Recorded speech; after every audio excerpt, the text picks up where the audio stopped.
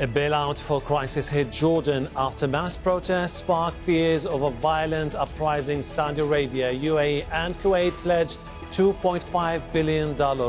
But is it enough? And what's at stake in a country of huge geopolitical significance? This is Inside Story.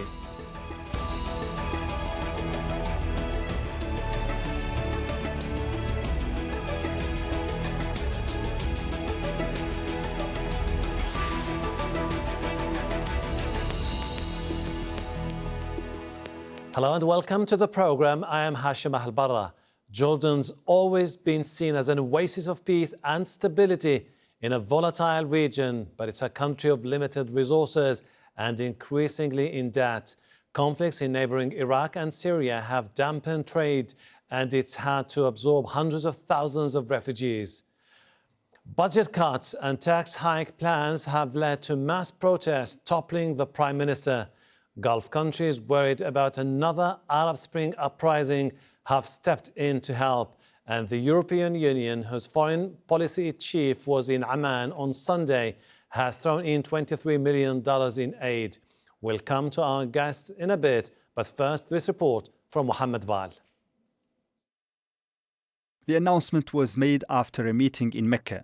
Saudi Arabia, the United Arab Emirates and Kuwait are coming to the aid of King Abdullah of Jordan, the nearest monarchy in the region which is not part of the Gulf Cooperation Council.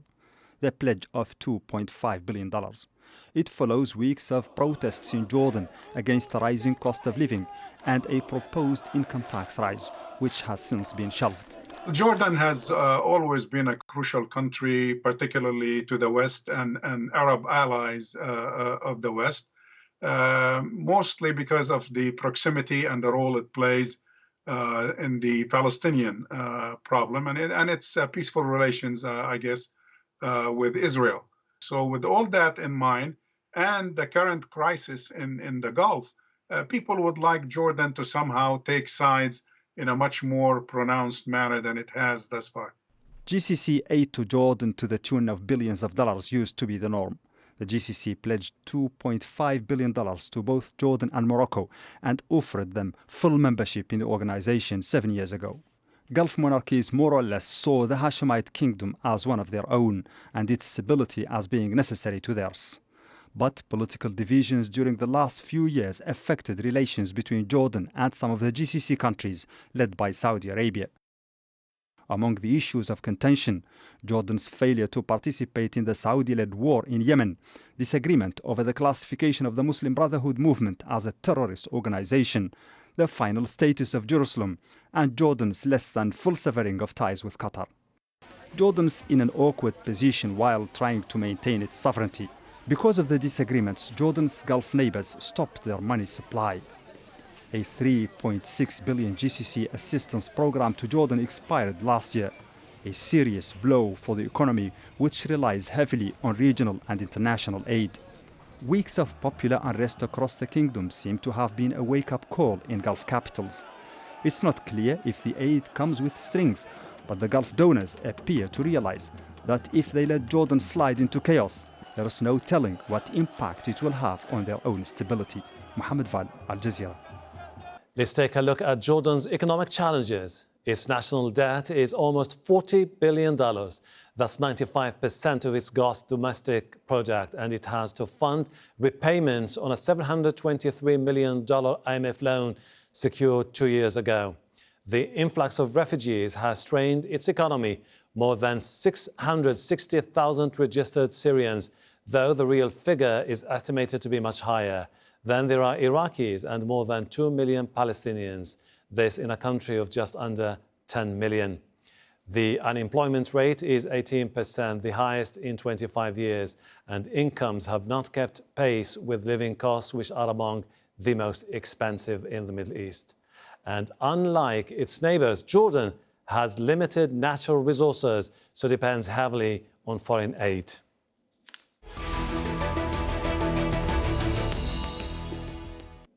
Let's bring in our guests from Amman. Jawad Al-Anani, chairman of the Amman Stock Exchange and a former Jordanian Minister of Foreign Affairs. Here in Doha, Ibrahim Fraihat, associate professor of conflict resolution and humanitarian studies at the Doha Institute for Graduate Studies. In Brussels, James Moran, Senior Research Fellow at the Centre for European Policy Studies, who served as the EU Ambassador to Jordan and Yemen. Thank you for joining us. Mr. Al-Anani, Saudi Arabia and its allies decided to place a deposit in Jordan's central bank, inject cash into the budget for the next 5 years, and also ensure some World Bank guarantees and money for social development programs. These steps are enough to stabilize Jordan's economy? Naturally not. Jordan's problem is much bigger than that, and it will extend even a period beyond what this aid stipulates. But anyway, we should not be unappreciative of the willing to help. However, if we anatomize the items, we will find that the only cash injection for this year probably would be between $200 million for budget support. And probably we don't know how much the size of the deposit is going to be, but that would only be of incremental value, simply because the Central Bank of Jordan already has $13 billion dinars worth of foreign reserves. That's roughly about 16 or 17 billion dollars worth of reserves. So we don't need these reserves. But anyway, still they are useful and incrementally useful. But of course, the package is far from fulfilling Jordan's cash deficit and budgetary needs and development needs. Ibrahim, is the timing of the bailout a politically motivated, or is it a genuine attempt by Jordan's neighbors to step in and help? Oh, that's a good question. I think, in my opinion, it's all of the above. First of all, we can't deny that there is a serious attempt on the Gulf states to help Jordan in crisis. Jordan has been an ally for a very long time. And Jordan is facing serious economic challenges at the moment. But it's not totally about that. I think there are serious concerns within the Gulf states about what's happening in Jordan. This reminds me of 2011, when the Arab Spring broke out, and then Saudi Arabia and other Gulf states invited Jordan and Morocco to join the GCC, and then offered them $5 billion in economic aids in order to keep Jordan and Morocco kingdoms away from the Arab Spring protests. So now this takes us back to those days, and this is bringing about serious concern within the Gulf states. If reforms are happening in Jordan, and especially political reforms for a kingdom, this is not a good sign for the rest of the Gulf states. So for that reason, I think there is an issue, there is a serious attempt here on the side of Saudi Arabia in particular to contain this movement and stop it through the economic aid and prevent Jordan from being involved in serious political, especially political reform. And for that reason, we are seeing this happening at the moment. James, you were EU ambassador to Jordan. What do you think should be done now to tackle the issue of addressing the economy, taking into account that this is a country with limited natural resources? That is true. Again, as Professor Ibrahim was saying, the situation is reminiscent of past times. I remember 20 years ago when I first went to Jordan as ambassador, similar challenges were facing the country then. I think what needs to be done, frankly, is to use this welcome injection of support from the Gulf in bolstering and sustaining the IMF program to which Jordan has signed up to. Now, whether it can be implemented in the way that the previous government wanted it to be, we'll have to see.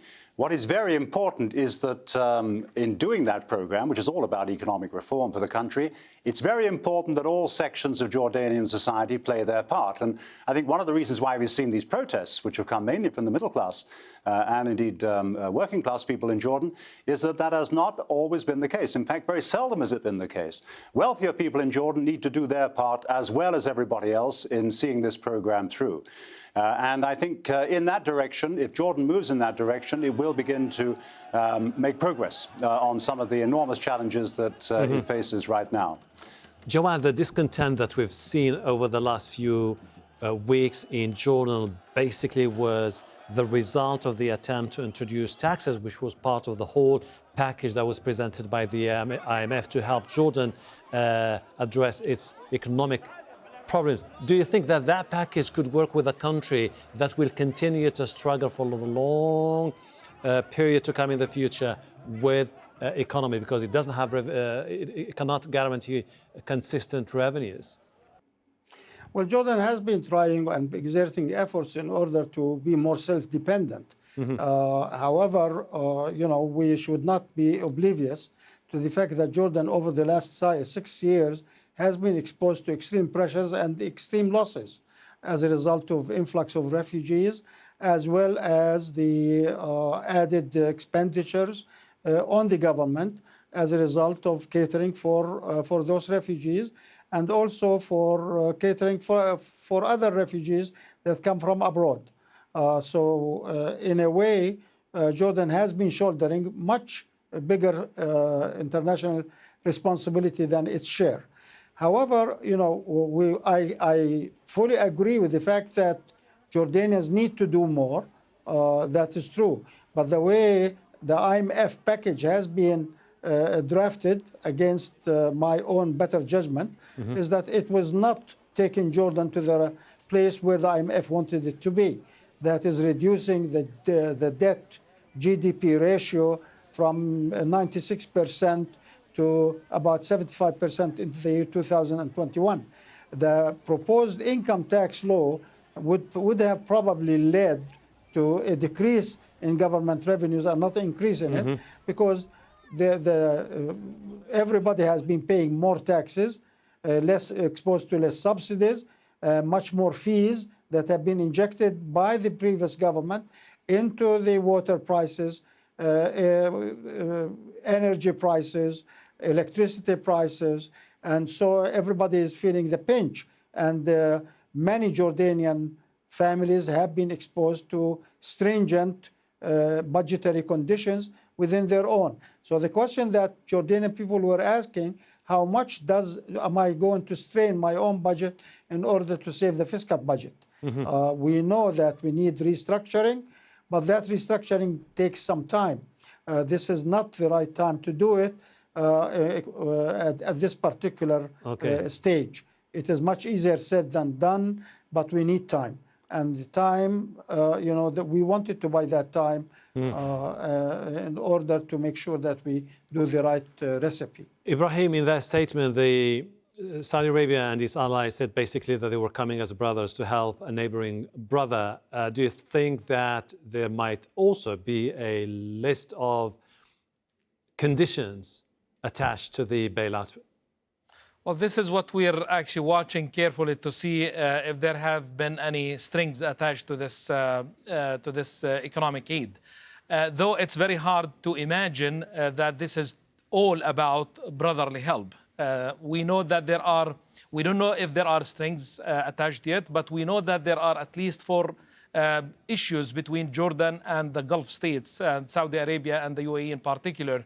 One is that the severe pressure that Saudi Arabia and UAE put on Jordan to declare the Muslim Brotherhood as a terrorist organization in the past few years, and Jordan resisted and refused to do that.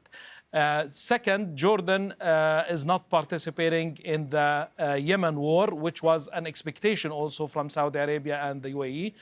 3, there is also, Jordan did not take a very firm position on the Qatar crisis. They were expecting more from Jordan to just only withdraw its ambassador from Doha. And 4, there is now this issue of the ultimate deal and Jordan's and the expectations that Jordan joins the Saudi, American, Israeli plans to reshape or to reshape the politics of the region and to realign the geopolitical scenes of the landscaping of the region.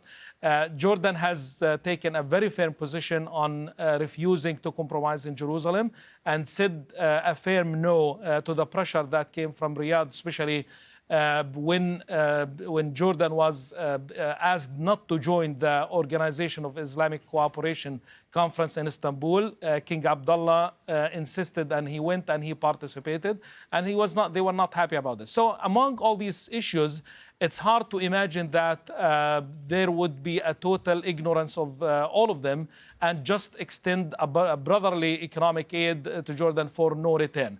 But yet we need to watch and see and give it some time. If something comes out of that. James, the IMF was basically trying to help with the basic idea, which is trying to narrow the budget deficit, but at the same time accelerate growth. But how can the EU, what can the EU offer now to try to help Jordan at this particular juncture?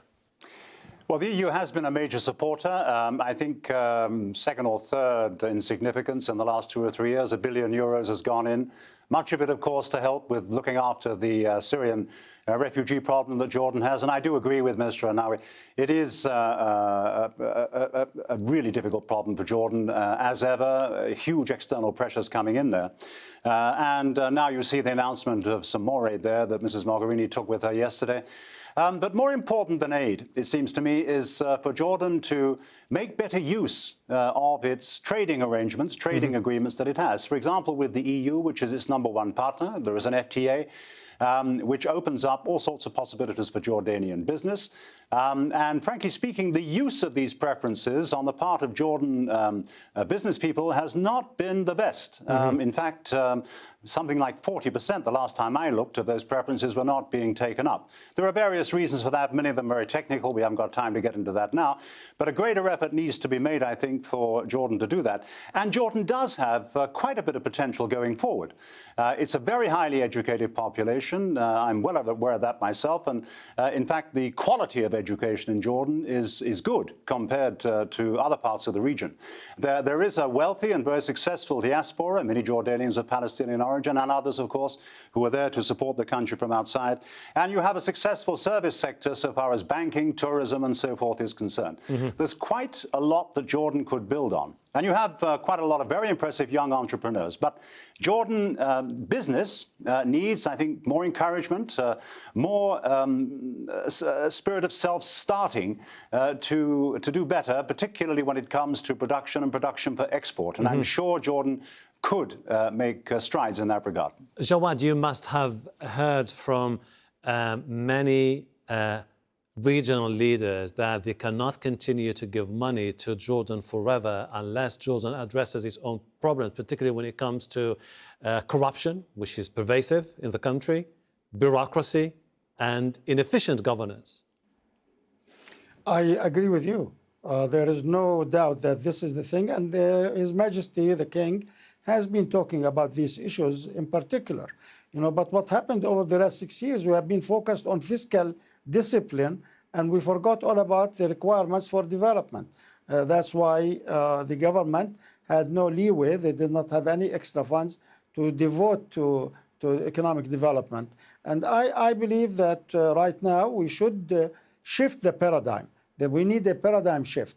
Instead of focusing only on discipline, we need to somehow control the size of deficit and keep it at bay. But at the same time, all extra efforts should go for economic growth and pro-people development.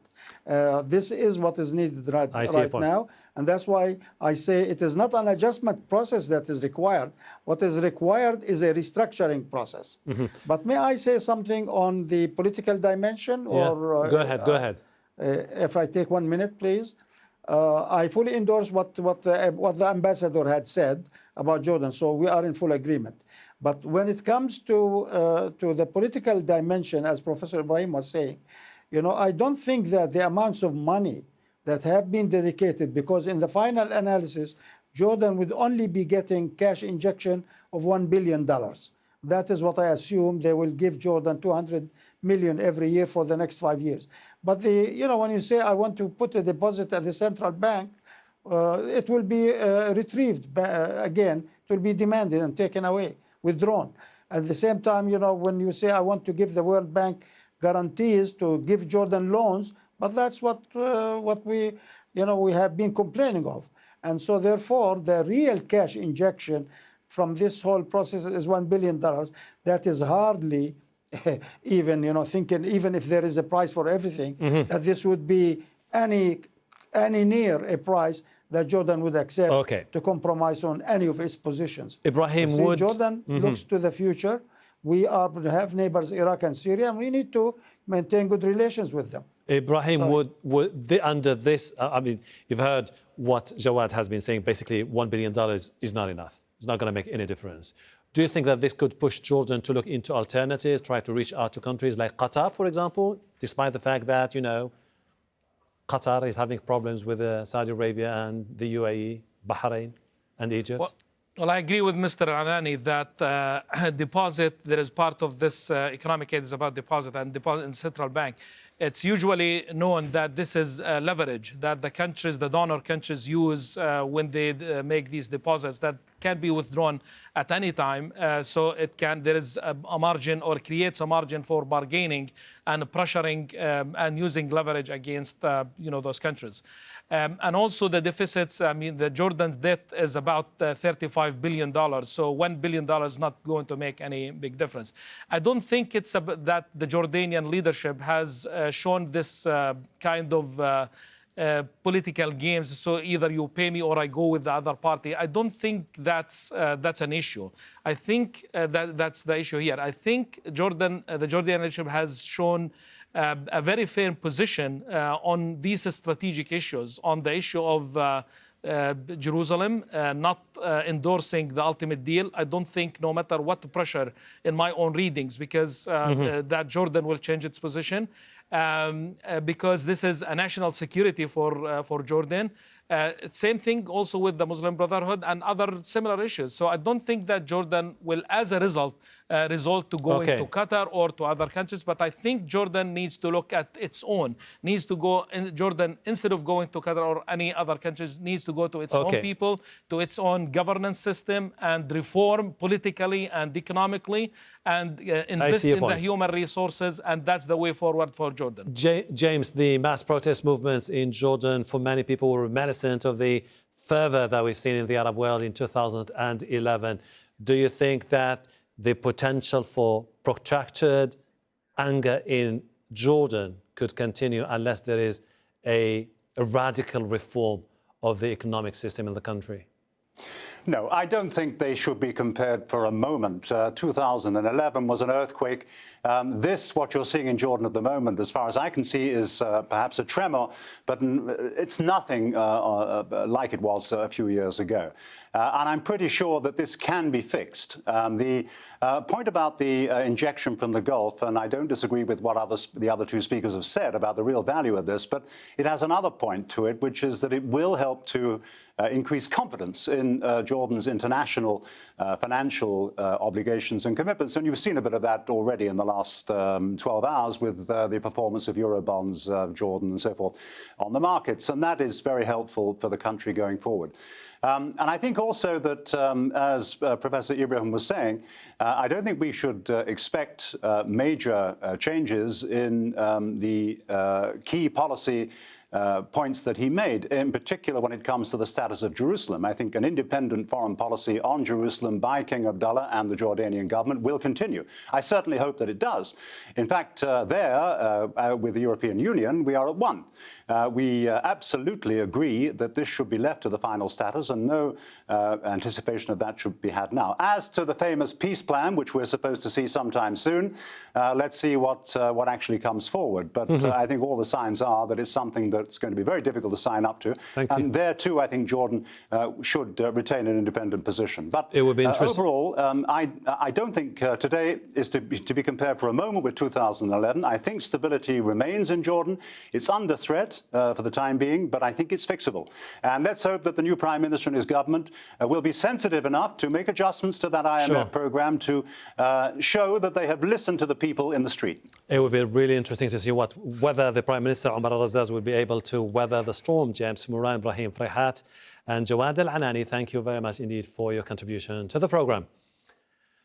And thank you too for watching. You can see the program again anytime by visiting our website aljazeera.com. For further discussion, go to our Facebook page. That's facebook.com/AJ Inside Story. You can also join the conversation on Twitter. Our handle is @AJ Inside Story. For me, Hashem, Ahelbarra, and the whole team here. Bye for now.